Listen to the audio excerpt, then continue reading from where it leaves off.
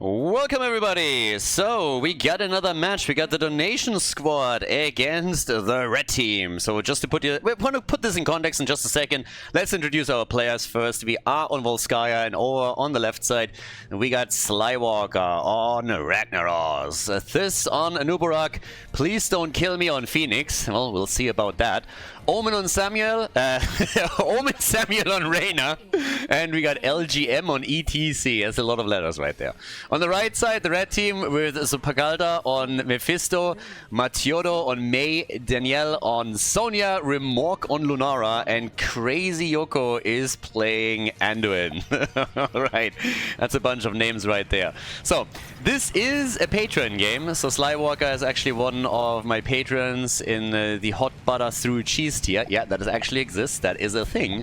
And he sent in one replay. I believe this is actually from the Heroes Lounge squad, so the donation squad is going up there. And he told me that this is a pretty crazy game. And the last time that he sent me something, he absolutely delivered. So we're going to have a look on what's exactly going on over here.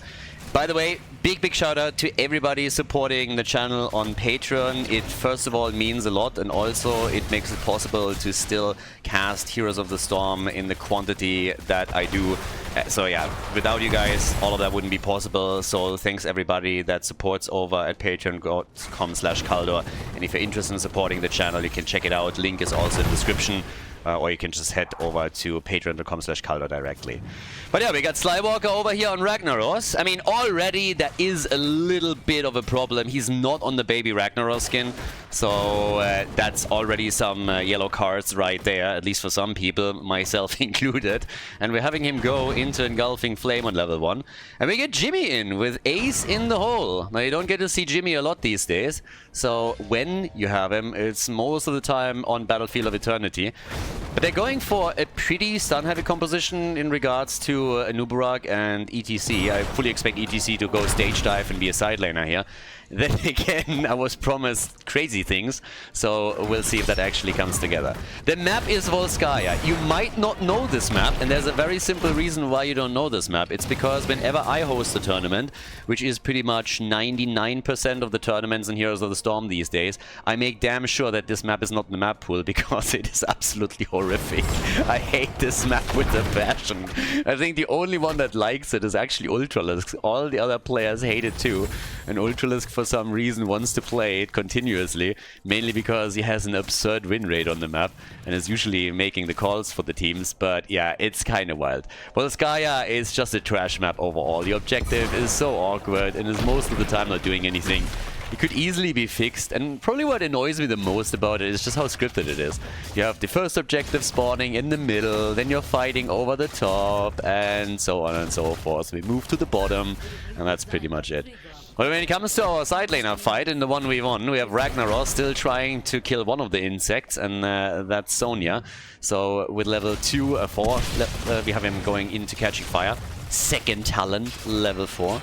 And we're already getting fight or flight over here, plus the crowd server for ETC. And I gotta admit that this is a pretty tame opening. So, as I said, I already had some replays from him, and the last one was an absolute disaster. It was so awesome, it was so hilarious. It was one of the funniest games that I casted in ages. And I believe we ended up with, I don't think we hit 100 kills, but we came damn close. So, us now being at the 3-minute mark and still not having a single kill is actually kind of wild. So now that we are fighting over the first objective, I think things are gonna change here. But yeah, still, it's a pretty tame opening for the boys. We got Lunara on the other side together with Anduin, so the Crybaby is gonna try and pull heroes back out before they are dying, specifically talking about the front line. And looking at their front line, we have Mei, so it's time to go a bit of snowboarding over here with Matiodio. ETC, alright, here comes the stun from Anubarak, and it's just not enough to lock the target down to for an attack. Please don't kill me in the meantime. Trying to kill Mephisto. And I gotta say, they're actually doing really well here. They got an item and dropped the tower immediately. Now with 99%, overtime has been reached. But they're looking real good for the first objective in this game. So this is the big opportunity to maybe lock in one protector. The red team doesn't really want to accept it. Jimmy, look at that. Nice! Penetrating round, pushing them nearly off. And then the team follows up, gets the kill on Mephisto. And there's the first Big Mac. It's protector time. And that is normally when things are going a little bit awry. Initially, protectors always move towards the top lane. The first one at least, simply because the next objective would spawn there, and your goal would always be to take out the fountain on the top lane. So every single time a team would win a protector, they would move towards the top, take the wall out and kill the fountain, and that would give them an advantage fighting for objective number 2. All of that obviously went out the window when Blizzard attached the hit points of the fountains to the fort itself. So after that, you couldn't really pull that off any longer. Which I, by the way, fully welcome. I really think this is a great change that they made, and probably one of the best changes that they made in the game, so that fountain snipes are not a thing anymore, and it made it a little bit less snowbally. Did not have the most massive impact, don't get me wrong, but still, definitely some. So they're getting some damage in. First objective, as usual, is obviously not all that powerful, so you're getting some towers destroyed and some walls, and just all in all, I'd say they are going to be pretty happy with the progress here. We have also a 1-level lead for the donation squad, so the blue team is currently playing this pretty well. A little slide down here, just trying to go for Sonya, but Spin to Win is going to keep her in play for a long time. ETC went, by the way, on level 1 into the Guitar Hero, and then into Hammer on later in the draft, so we don't have... Oh, Sonya! That could be a kill! And it is! Sonya gets hammered by Ragnaros. Die, insect. So, Sonya gone, that's 2 kills to 0, and they get level 10. There is... Oh, interesting. So, first I was about to remark on ETC and Stage Dive, which we called early. So that side lane ability is now there, but we are also getting the Locust Swarm. Apparently, Nubarak doesn't want to play around Cocoon, which I find actually a little bit wild, all things considered. Would be perfect to dive in and then take Anduin out for a couple of seconds to get the kill and make sure that he can't use the trait against you. But the red team is apparently willing to fight at least a little bit. I mean, not really engaging. But they are, of course, eager to get the experience for their own heroic abilities, and there they are. So we get Durance of Hate, we get Leap as a follow-up, and Ragnaros already doing his thing. And what the fuck is that? What am I looking at? That is probably the worst backdoor strategy I've ever seen. Either the worst or the best. I'm not quite sure yet. We'll see how it goes. ETC jumps on the keep. So does Anubarak to spawn a couple of beetles. Both of them obviously die. Had some items there too, but that's wild. I mean, okay. I have to rearrange this match in my head for a moment. Okay, so let's assume that these two didn't have an aneurysm, that this was actually planned. Let's assume that there's no heart attacks involved here. There's nobody that went and hit some buttons accidentally. That would mean that they are probably going to try and do this a little bit more often throughout the game. In that case, my first question would be, why are we not seeing Falstad? Why don't you use a few more globes? I mean, first of all, if you're trying to backdoor, why are you not going for Tyrael and Morales, right?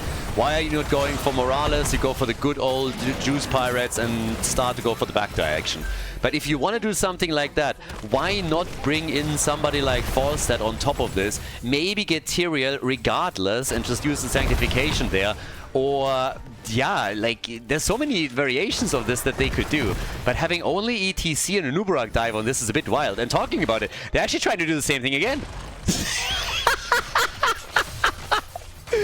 Where's ETC when you need him? But guys, you have to coordinate this better. You gotta arrive at the same time. ETC has to jump over a lot earlier than that. Whoa! Sonya is jumping in. Anubarak gets the Anubarak, and LGM is trying to slide out, but is a little bit too late to the party. So I'm not quite sure what exactly is going on here. But this is wild. Now again, all of this is also happening with Ragnaros providing some cover with Lava Wave. We have the bubble on the side of Anduin. That's another thing that I wanted to highlight when the first approach happened there. But this game has all of a sudden become a completely different beast. So they're still in the same amount of experience. It's 13 versus 13. There's only one team that is making an actual play for the next Protector. Down at the bottom of the map, Ragnaros is now getting some value and is starting to break through that fort. But that is a wild strategy. I think calling it a strategy might be a bit of a leap now that I think about it, but it's definitely wild. So Nubarak gets a stun, Sonya leaps away, has to use her ult, but they still have a little bit more time down at the bottom of the map. But, oh god, I should have expected something like this. These guys were crazy last time that I casted them, and I don't think this is an exception. So ETC and Nubarak, they get the kill against Sonya. She at least still dropped the tower, so the turret was not taken over. They haven't gotten the bottom fort yet, but they get the kill on Mephisto. Mephisto was thinking that he could stop all of this by himself, and he was very quickly corrected. Now, while the fort at the bot lane has nearly fallen, Lava Wave is now traveling through the top lane and is hopefully for them, yep, gets another minion wave. Okay, burns that down. Makes things a little bit harder for the top side Protector. The fort at the bottom has already been destroyed. And I would love to tell you that thanks to the...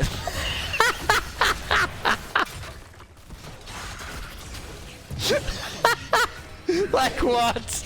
Really? You thought that was a good idea? He's just like, let's go. What could happen? Oh, absolutely glorious. Come on, ETC. Ah, he gets the heal. Lunara is dead. Slywalker is in the meantime defending solo at the top. But yeah, glorious.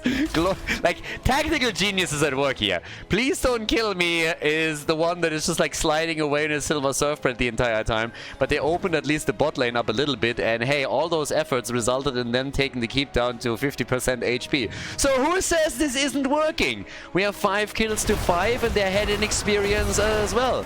We got level 16 versus level 16 now.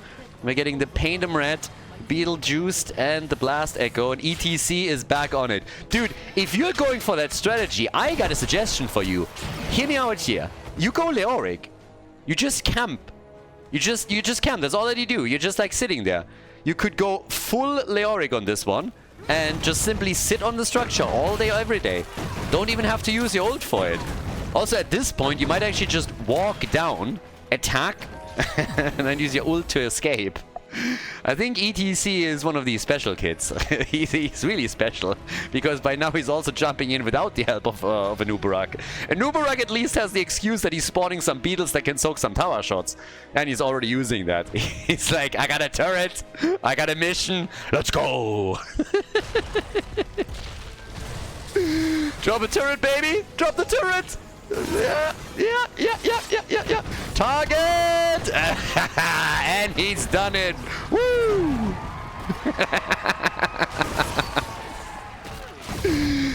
If he makes it... Okay, no, he doesn't make it out. At the top, we have this attack still come. Now, the red team, I gotta say, they're a little bit flabbergasted here. They also don't know what's happening. I mean, that's the good news. If the blue team doesn't know what they're doing next, the red team definitely doesn't know what's coming. And I swear to God, the blue team has absolutely no idea what they're doing next. They're moving from one moment to another. LGM seems like he's just hitting random buttons. He's like, let's see what happens. And in this case, they're getting a kill. Anduin, I have no idea what he's all doing over the left side, but he's dead. So now it's 6 kills to 8. 1 keep is eliminated. And yeah, I don't know, but the donation squad, they're donating a few heroes every now and then, but they're still heavily in the lead. They're taking a keep out. So much for that. Are they now going for core, or what's the next step here? Like, what's the next step in the strategy? Do you aim for another keep, or you're going directly for core? I'm not quite sure what we're doing with this. We got 25,000 damage for Omen Samuel, for our Arena player. 23,000 for Mephisto. And it seems like the red team has actually had enough of this, and they're now coordinating their efforts a bit better around the mid lane forward. But they're kind of leaving Mephisto alone here. Ah, the ice wall, but look at that. Slywalker going boss mode, coming in from above, and then first take Mephisto out, and now he's wrecking. He's wrecking May. Then Reina comes in with the kill shot, goes for the kill steal, but we all know who that kill really belonged to. That's not even a discussion. Now that they have a 5 versus 3, they're not shying away from the ETC used his ult again, didn't he? I think he misread that talent description a little bit. Dude, you can jump anywhere. It's not only enemy structures. You can jump anywhere. But yeah, goes again for another move here. The bubble! Anduin! The bubble boy is doing his thing. So all the forts are now destroyed. And it's 8 kills to 8, and technically it's working. I mean, whatever this is, technically it's working. Well, I'm just saying. we have 3 forts taken out, 1 keep taken out, and they get the head start on level 20 from the looks of it. They're taking additional structures. Now, I was actually thinking that this always triggered the attack. Whenever Nubarak has a turret, he goes for it. That's not the case. I'm a little bit more worried about what happens in 20 seconds because ETC is going to have his ult back, and we all know what happened this far when he got his ult. So I'm looking at the top side keep. This would be my next guess. Team fight starts, ETC hits ult, and he's like, "See ya!" and goes top lane. Oh my god. So, they're giving the position up for a second. Yeah, now we got Lava Wave upgrade, we got the upgrade on Hive Master, and we got the Crowd Pleaser. And ETC is actually not jumping to the top of the map just yet. With Phoenix also not going for move. Unconquered Spirit, anybody? Nah, don't need that shit. Singularity Charge, that's what we're going for here. Damage! More damage! Bigger numbers, always better. So, red team is trying to take over, blue team is ready for the fight, and one team is missing the level 20. And it's not the Donation Squad. They're coming in, and this time they're not trying to... oh, there's the bubble! Sonya with the leap! And that could be the kill! Yes! Reina is down! This was Jimmy! But May is also gone, and it doesn't seem like Mephisto's making it out of the fight, so that's another one for the boys in blue. So they go for Sonya next. Anduin with the save. Lulnara eliminated by Phoenix as they're still starting to chase, and the lava wave is also coming down. Ragnaros! But he's a bit too late, at least for Sonya. Anduin is the only survivor. We all know why. He has years and years of experience at running away. He's employing the French defense again, and so he's on his way out immediately. Yeah, instead of going for the objective, the team, they're smelling blood in the water. They're making their way over towards the core, and they're like, boys, backdoor strategy, 100%. Let's go. Not dodging those fists because we're too manly for that. So they still work that shield, and it's another 20 seconds until at least May is back. This is looking amazing for the Nation Squad. So yeah, they are reinventing the backdoor strategy. Phoenix dies to a keep. Good job right there. But the game is theirs. So all's well that ends well. That's all that I can say. They take it. 12 kills to 10, and we have a winner. The blue team with a glorious victory on Volskaya Foundry. What a team. Before we head into game number 2, make sure that you subscribe to the channel if you haven't done it yet so you don't miss out on any future content here on Khaldor TV. And we're back with the Donation Squad. So, different match, different map. Things are still gonna get wild over here as we're heading in first. On the left, we got a Donation Squad with Pedro on Garrosh. Best name right there. Slywalker, this time on Stukov, playing support. Thirst on Urel, LGM on Alarak, and Please Don't Kill Me on Junkrat. I'm just now realizing that he actually misspelled kill, so I think he ran out of letters there, but yeah. In Panic, on the right side of the map, here in Division 7 with Reboot on Morales, Firan on Blaze, we got Mr. Hyde on Tassadar, Sholly on Muradin, and Tillets is playing Vala. Okay, it's gonna get spicy again. For everybody that missed it, again, this is a replay that was sent in by one of my patrons, Slywalker, so big shout out to him and everyone else that is supporting the channel, all our tournament efforts and everything that we're doing here on Twitch, YouTube, and other channels. So big shout out, thank you very much. If you want to support any of this, you can check the link in the description or go to patreon.com/Khaldor, and let's see what the blue team has in mind for us this time. The last games that we saw from them were more than only spectacular. A bit of a different take on the whole backdoor strategy, which insanely enough actually worked for them. But I'm curious what we're now getting here on Infernal Shrines, because so far they've always delivered, and this is a high bar to hold. I'm not sure if this is a more normal game that they're presenting here, but I guess we're gonna find out. They're starting things off with an early kill, so very early kill for them, looking good already. In the meantime, we have Vala going for auto attacks. She's playing here with a solo support, but she has a pocket healer. Also a master skin on Vala, I can actually appreciate that. And yeah, as 20 stacks, starting to work those in slowly. Whereas I'm suspiciously looking over to the lineup of the donation squad, and I'm currently wondering what kind of shenanigans you can pull off with that particular combo. Some kind of kidnap combo where Garrosh throws a target over to the left, Urel jumps in, pushes it farther, Alarak uses telekinesis, and you're trying to kidnap the kid.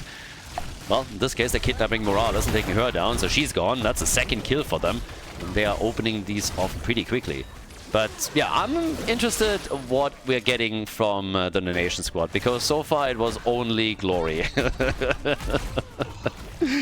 And I keep saying, like, the biggest thing is that they are so unpredictable. They're unbelievably unpredictable. Opponents keep trying to guess what they're doing next, and nobody ever figures it out. And the reason is simple. They don't know what they're doing next. So neither can their opponent. They don't know what the next play is going to be. They're as surprised by the next play as we are, and the opponents are. So they're highly unpredictable, which makes them a super dangerous opponent to face off against.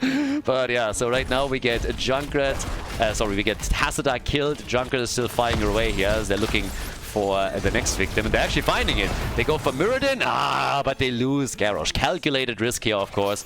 Vala getting a few additional stacks together. Morales has now gone into Trauma Trigger after life support. And I actually think that Blizzard named this talent after the status of Heroes of the Storm in the first place. And yes, this game is indeed on live support, and I think we're providing it here on the channel. So with all the tournaments that we've been hosting and Blizzard abandoning it, I think this is very fitting. So they knew already back then. When was Morales released again? Yeah, if you want to go back in time, this is exactly when they figured it out. Yeah, Vala, vault forward, great idea. No heal, a third of your hit points, and just vault forward into 3. What could go wrong? So, yeah, ball plays here. Tillitz is definitely not panicking. The rest of the team might be in panic. He's not panicking. Not even a little bit. By the way, this might be something that a lot of you guys don't know. I actually founded in Panic. Not in Heroes of the Storm, but in Panic was a clan that I founded with one of my best friends in Warcraft 3. And we were actually a pretty successful clan for a long, long time. Played Warcraft 3 with it for, I believe, 8 years, and some of the guys that were still part of the team back in the days when we formed it as a friend group, they continue to use the name going forward in StarCraft 2 and for some Heroes of the Storm. And in this case, Firen was actually one of the guys that we had back then. I mean, again, we're talking more than 20 years ago. But yeah, that's actually a clan that I founded together with a friend. I don't have anything to do with the red team anymore. I just see occasionally a couple of updates that some of the guys throw around when they message on Discord. But yeah, it's not the same as it was back then, but they just continued using the name. Yeah, it's kind of funny, honestly. Especially since I'm casting them right now. And talking about Firen, he is playing on Blaze here and is trying to get away. They're just having some fun in Division 7, but I'm not sure if they're having a lot of fun in this game, because so far it's not going well for them. 5 kills, 2-1. And here comes the Frozen Punisher. So it seems like the donation squad was not really willing to donate the objective. They're going for Firen himself. He gets out. Punisher. The jump procced in front of the wall.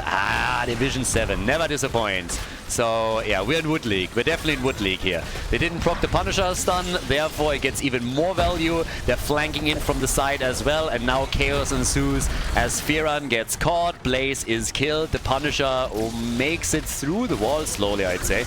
He actually doesn't. Urel was never really here. They're taking a tower down at least, but yeah, so we'll see. And by the way, being corrected, they're Division 5. It's not Division 7, this is Division 5. I'm not quite sure if they scrapped Division 7 and that's why they're in Division 5 right now, but apparently they made it a little bit higher. In my defense, the first time that I checked them out, they were in Division 7, so I gotta defend myself. But their amazing strategies, they are paying off. The new revolution of the backdoor strategy that they showcased in the last map apparently these bangers of strategies, they're paying off and they are now making their way towards Division 1. One backdoor win at a time. So we can expect great things from these guys, and eventually they're going to be able to play in the Banshee Cup and other tournaments like Meta Madness as well, and just stun us with their performance there. Now, to be honest, I think they would do well in Meta Madness because, again, look at these games. They're crazy enough as is. They're thriving in chaos, and they're taking Muradin out once again. Oh, Vala! Run, baby, run! The Riptire! The hatred stacks are gone. Vault, and yeah, goodbye. Finally. Straight to the face, and goodbye, Vala is gone.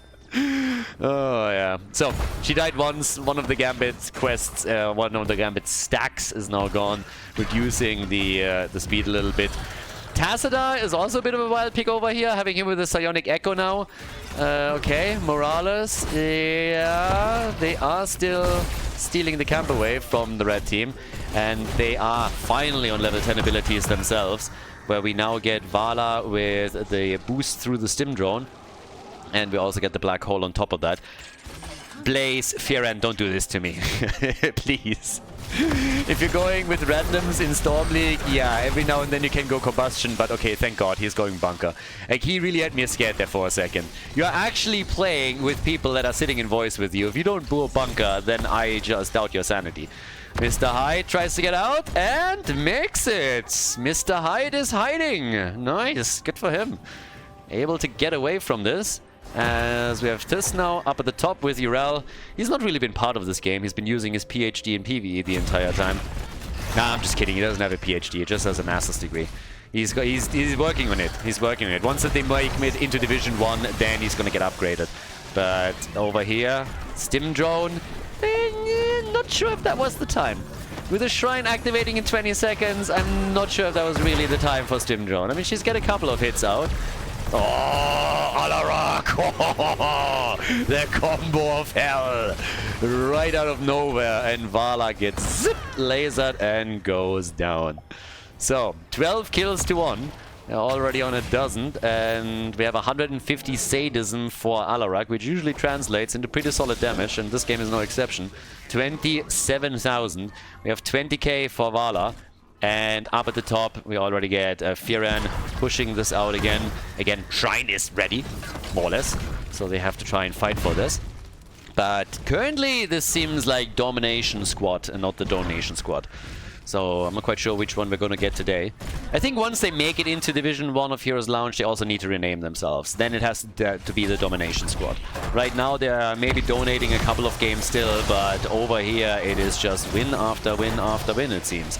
They're going for a baker's dozen with the 13 kills that they now have against one. They got level 13 talents. Muradin is murdered as well. And at this point, I think the reason why I got sent this replay is that one of the players on the red team insulted Slywalker's mama or something along those lines. And he's just like, we're gonna ruffle stomp you, and then I'm gonna send that replay to Khaldor so he can make fun of you too. That's my theory, because at this point, it is just a beatdown. They're going through the red team like hot butter through cheese, as they are absolutely crushing them. So, 2 levels ahead, red team no level 13 talents. They gotta get their act together. Maybe Vala at some point gets level 16, and we're 4 levels away from that. She can start with Manticore to work them down a bit. Now, there is some good news to all of this. Yes, in kills, it is a disaster for the boys in red, and they're generally not really looking like they can come back. But they haven't lost a fort yet. So, as long as you don't lose forts, you're kind of fine. And, well, even if you lose 1 or 2, it's not the end of the world, but as long as you're starting to sacrifice keeps, then it's a different story. So this time they're baiting the Punisher over the wall. I like this a lot more already. And they're starting to also burn it down very quickly. They have level 13 talent, so that's an added synergy for Muradin. Who knows, maybe they're going to be able to do this after all. Vala has to be a little bit careful, needs a pocket healer, and Morales. Nah. Where were those heals? Always blame the healer. Always blame the healer. Reboots? Yeah, I'm sorry, but that was on you. Vala is not too aggressive positioned. You're just not healing her strongly enough. So, we got Muradin with some extra heals. We got Gloom for Vala. The top fort is gone. That's the first structure out. And what worries me a bit more is the looming level 16 talent for the Donation Squad. And I think my theory is actually not too bad. I think really somebody insulted somebody's mother, and that's why I got that replay. Because currently, Donation Squad is just going to play a bit of a farm. They're playing Farm Bill. This is a farming simulator here. Heroes of a Storm, Whack-A-Mole, see a hero, whack a hero. That's what we're getting. A 3-level lead, and if In Panic wants to stop the bleeding, their best case would probably be to just hide in their base and pray for things to be over quickly. I have no... What was that? Like, what was that? I mean, I think you would have died anyways, but if you die, then at least do it in a normal way. Okay, like, what exactly happened here? Please explain this to me. So, let's check this out again. He gets pushed in. He dashes to the bottom, into a wall, bunkers. Firat, come on, dude. Like, you're better than this, I think. I'm not sure, but yeah. Glorious play right there. Oh, boy, oh, boy. Okay. Yeah, that came a little bit unexpected. I'm sorry, but I wasn't ready for that. So, kind of... I'm not sure what his mouse was doing. Maybe he has to clean it or something. He has to clean the sensor. I would blame that on hardware for sure. 17 kills to 1. Utter domination. Topside, Firan is staying as far away from the blue team as possible right now. I think he is starting to slowly move back down. As usual, we have Tassadar putting a couple of walls up, but the team is now pushing in for the next fort and is taking that out. I think the main goal of In Panic is currently really to catch up in experience and get to level 16. So that's probably it. But yeah, Firan is cleaning his mouse ball. I actually, like, in the days of In Panic, we had a time when, like, back then, you had obviously these mouse balls, right? And we had one guy that had a problem with his mouse, and he didn't have a new one, so the only thing that he had... Do you guys remember these mice that they had? I think Logitech produced those, where you had a mouse that was staying stationary on your desk all the time, and then on your thumb you had a trackball that you had to move. You actually learned to play with that and made it into top ranks in the Warcraft 3 ladder with that. I couldn't even move a single unit with that shit. It was absolutely mind-blowing to me. I saw him play with it at a LAN that we had, and it was just insane. I was just looking at it and I was like, what the hell are you doing? It's like, oh yeah, my mouse died, my mom had this, and so I'm playing with it. I tried to move a single unit. I failed so heavily. It was ridiculous. And he was playing with it like he was a semi-pro. It was absolutely glorious. Yeah, those were the times when I actually still won tournaments. God, good old Warcraft 3 days. I still miss them. So yeah, like this match with In Panic playing is a bit of a trip down memory lane, which is honestly also why I'm really excited for Stormgate, because the good old RTS roots are saying hello again. Why do they keep face checking? I see bushes, I see faces, they're checking, and then they all disappear. How many times has this now happened? Muradin, you got a Stormball, use it, buddy. Just like throw it in, Stormball the hell out of it. I like that the Donation Squad is setting these traps up in the first place, and as long as the red team doesn't learn, why would you change, right? I mean, for some reason it still keeps working, so they're just saying, well, if you just keep checking bushes, we are gonna keep setting traps.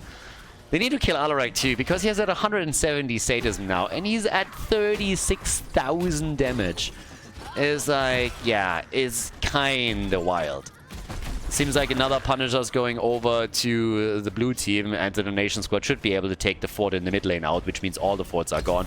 Firan is committing honorable Sudoku by just staying on lane, and says like, yeah, I got this. Has the bunker, and then he's like, team. He's not gonna get any help here, so he's dead.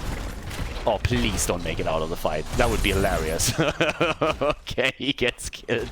Can you imagine if you survived there? If you actually survived, that would have been the God Duke. But it's level 20, 20 kills, 2-1. If anything, we should probably point Garrosh out. So, Pedro over here. He screwed things up. He died. Yep, he died. The only one who died once in this game.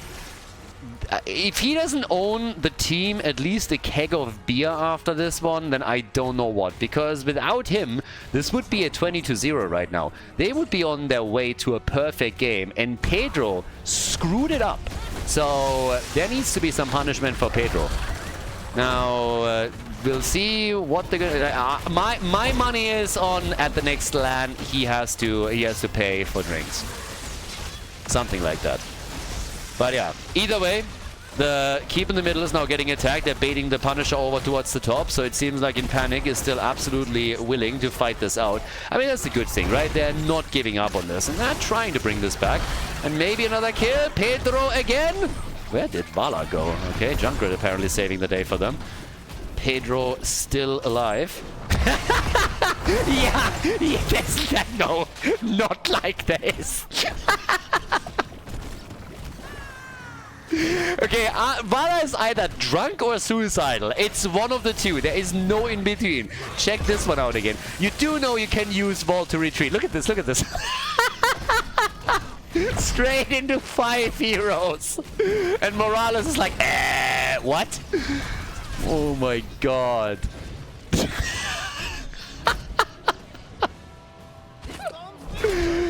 Oh, this is Emo Vala. I hate life.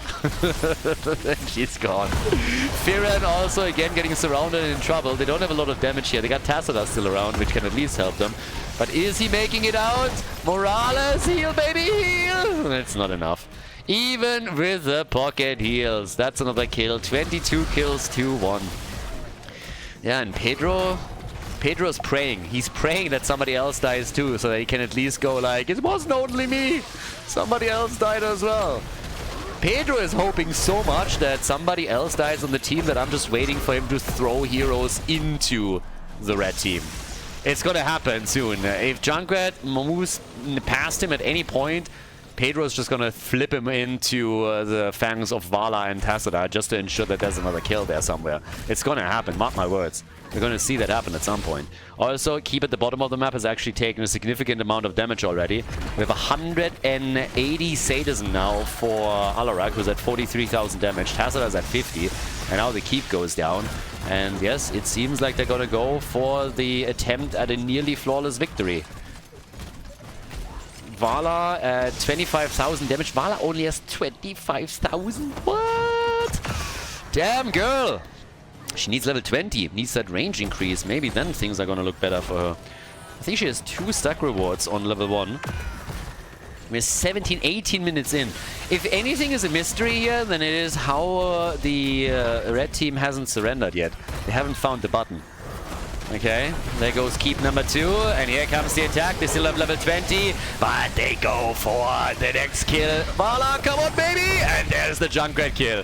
Right next to Pedro. Coincidence? I don't think so. He pointed vigorously into the direction of Junkrat. Like, kill him, kill him. And then he dies as well. So 3 heroes died, and in Panic with a comeback! 6.5 out of 10 moment right there. They lock in level 20 and they get 3 kills. So here's the comeback, ladies.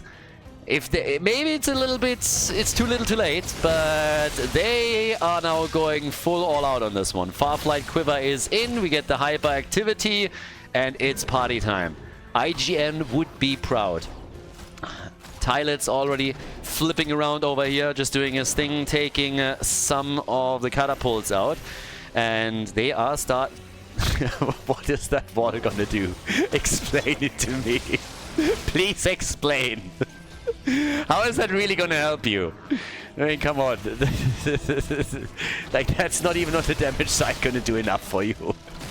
There's certain things that you can hold back a little bit. Oh boy, anyways.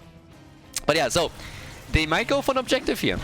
And I mean, they are. I would have honestly expected them to just go straight up for the fort with the rest of the team. I really thought that the play would be to leave one hero over on the shrine and just go for the fort immediately with everyone else so that he can take the fort out before the Punisher is even there. They could have been able to do that. They should have been able to do that. But yeah, they missed out on this. So here comes now the flank. And Morales doesn't like it, even a little bit.